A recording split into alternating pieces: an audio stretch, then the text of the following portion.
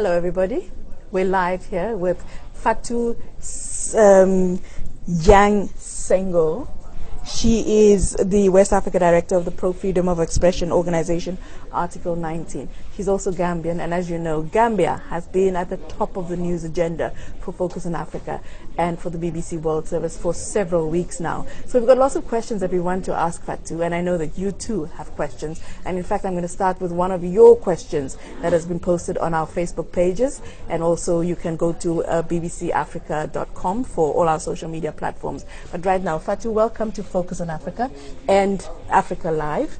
I'm going to ask you a question that Sweet Mo has asked. He's saying, how can you teach people who have been cowed for 22 years to start speaking up and standing up for their rights? Of course, he's referring to the fact that when Yahya Jammeh was in power for 22 years, Gambians were not allowed to voice their political opinions in ways that the former president didn't like. So right now, do you think that Gambians will be able to do that? Are they able to do that? Or do people need to be taught to express themselves? I think Gambians have already shown the way by expressing widely and loudly their voice during the election.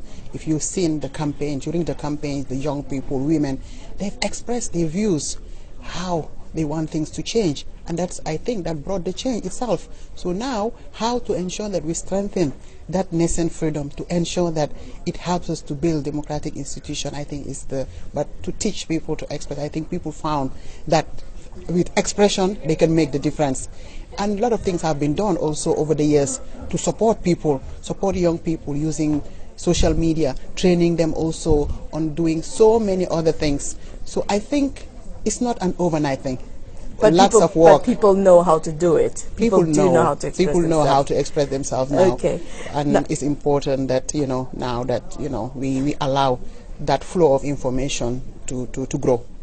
There's another question here from Moses Prince Akaidi in Bakau in the Gambia, and he says, what do you think should be our main aim in the Gambia now that we have a new president? What should Gambia's objectives be, its priorities? Well, I guess, like everybody, is to make sure that unity is consolidated, because this election was about unity, how Gambia can show to the face of the world that it can come just for one agenda to change repression and go to democracy. I think the unity helped. So how to continue to unite the country, unite the voices to overcome these challenges of reconstructing the country, challenges of building new democratic institutions, but challenges of also putting a framework that will help young people to stay in the country and have hopes and also start doing things for themselves. For me, that's also very critical. I can feel people saying that you can't eat unity, and I know that that's probably some of the questions that you're posing now. You're saying, what are the concrete things that Gambia should do right now? Is it about jobs? Is it about education? Is it about creating opportunities? And how can a new government do that? Do they exist, or is it something that people have to do over and above the things that are happening in the country right now? Yeah, the country has been going on. We're talking about challenges. When you're coming from repression, obviously everybody is believing or thinking that we are rebuilding everything from scratch.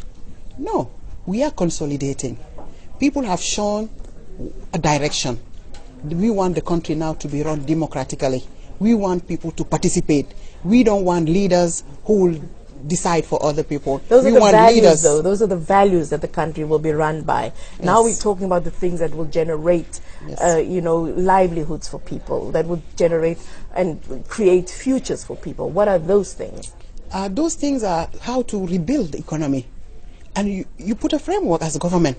You can't offer jobs directly, but you ensure that you create an enabling environment whereby investors will come, whereby young entrepreneurs will have confidence in their country, whereby all these people in the diaspora who have money, who have skills, would like to come back and invest, use their knowledge. And today we are talking about the knowledge economy, using their knowledge to build the country. We have a big tourism industry. How to rebuild it, how to push and get Gambians to be more involved. And I think there are so many sectors whereby people can start getting involved, but you need the right framework. that will encourage local people and investors to come, because if things are stabilized, that's why peace is important, that's why stability is important. I'm just and wondering, the rule of law. right. Because if you have a system of rule of law, investors will come and the population will be involved. Gambians, on Focus on Africa, certainly we know that Gambians are very, very active users of social media platforms. They send in messages, they're very, very interactive. So I'm just wondering whether Gambia is one of Africa's sort of pockets of Silicon Valley, where this knowledge economy that you're talking about, where it could also thrive, where it could also become one of those regional hubs for social media, for IT technology, that kind of technology to grow. Do you think that that's a possibility for Gambia? I think Gambia, the population is very young. There are many talents, and people have shown by using this new technology that they can make difference. So now what we can do is to build on those foundations and support those skills to grow, and probably we may get like a very interesting outcome out of that. But I think the most important thing is to ensure that you build confidence, because if you build confidence, you will let people to thrive and people's creativity will come.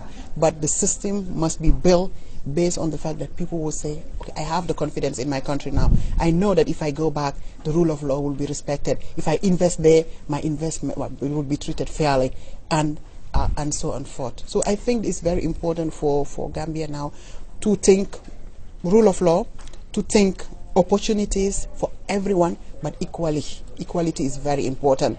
And once you have a system that is based on equality, on merit, then you have the chances for people to believe in it, and it can grow quickly. There's a question here from Lampard Richard, who is in Kampala, Uganda. By the way, I should tell you, at the top of the hour, at 15 GMT, Focus on Africa is going to come from Kampala, as it has been for most of this week, for all of this week, as a matter of fact, with Paul Bachibinga. And you can join him. He'll be talking to you about the housing crisis in Kampala, among other things. So don't forget to join them then. But let me put to you this question that Lampard Richard sent from Kampala. He says, do you think that President Jammeh will ever be prosecuted for money squandered, money spent, missing money, and all the properties that he has? And he's talking here specifically about the money that Yahya Jammeh has misused or could have misused in Gambia. But of course, other people are also talking about the human rights abuses. Do you think, is the question here, that he will ever be prosecuted for those things? A system is going to be in place which will enable the new government and the country as a whole to develop and find truth and see how the country can reconcile. And I think based on those outcomes, most of the key things will be done, holding those accountable, those perpetrators to account for their acts, helping the victims to heal and get closure, but importantly also helping to find the truth. Why it is important? Because once you get the truth and you know that victims are appeased and those who are the perpetrators are also held accountable, then you create a system whereby people will know that this cannot be done again. For me, that's the lesson. But to rush and start saying that we are prosecuting this, we're prosecuting that, so and so, I think it will divert the attention. Today, the attention should be focusing on how are we going to pull together to build new institutions that will help all those things to happen based on the rule of law. Because if you start with prosecuting, you may miss a lot of things and you will not get cooperation from those that are so needed who are in the system. Because President Jammeh was not on his own. It's like it was a system, 22 years. It means that he was supported by so many people. How are you making sure that those people also don't feel that there is witch hunting? But at the same time, those who really committed horrible crimes, those who committed injustices will also know that it's not going to be business as usual. They cannot just get away like that, because it's not even in their own interest. It's not in the interest of justice, because then people can try and see if they can do justice for themselves. We've seen it in many countries. So what we think should happen is do things step by step, but make sure that the key principle is the rule of law and justice. And then you respect also fairness. And for us as human rights organization, we believe that the victim should be at the heart, and transparency also. Because if you put in a system, it should place the victims at the heart, and you ensure that you are transparent in what you're doing and you are coherent throughout. It's a very difficult balance, isn't it? Because if we look across Africa, there are so many countries that have to deal with situations like what the Gambia finds itself in right now, where people want peace, people want to build their lives, they want stability, but there is the issue of these are the people who are still there, and they may very well perpetuate themselves by now going into the new government, because they are the people with the skills, and they are the people who have been supporting the old system. So those people are there living amongst the people that they have been brutalizing, and the people that they've been defrauding, and the people whose corruption they've, has directly been affected by their corruption. So this new government, do you believe that it has the confidence of all the people, so that whatever steps it takes, people will be secure in the knowledge that all the pillars and all the tenets that you need to build Gambia, the justice, the peace, the stability, but also, the truth. Do you think that people trust the government to make those things possible, all those things possible? The government is new. Yeah. President Barrow just went back home yesterday. He's about to form his government. I'm sure by next week, proper business will start. But what is sure is that you can't sustain peace if you don't have justice. The peace will be very fragile. The other thing is that the right to truth is fundamental. It's linked to the right to information. If you don't know the truth about past human rights violations, you cannot build a proper system, because people will still be haunted.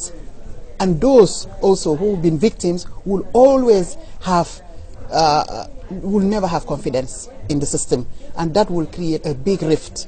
So you see, like, it's a combination, and it's a difficult balance to make. The right to truth, the paramount thing is peace. If you don't have the peace, you cannot have the rest. But to ensure that there is no impunity, because where impunity is, injustices will thrive, and when you have injustices, you will never have peace. So I think it's a very complex trio, but you need to put the right people, put the right thinking, and also get the people to adhere, and make sure that also you build it based on key pillars that you are looking forward to get justice, to get the truth, but the overall is to reconcile the country. Once you build it and you make it transparent, I think you can start getting people to accept it. So the outcome later on will be easier for people to accept, no matter what the outcome will be. Fatou Jan Senghor, thank you very much. Thank you, That Audrey. was Fatou, and she was speaking to us from Article 19, but also as a Gambian. And now I'm going to go into the studio, because Focus on Africa is just about to start. But Paul Bachibinga is going to be the person hosting you from Kampala. Thank you very much for joining us here on this Facebook Live.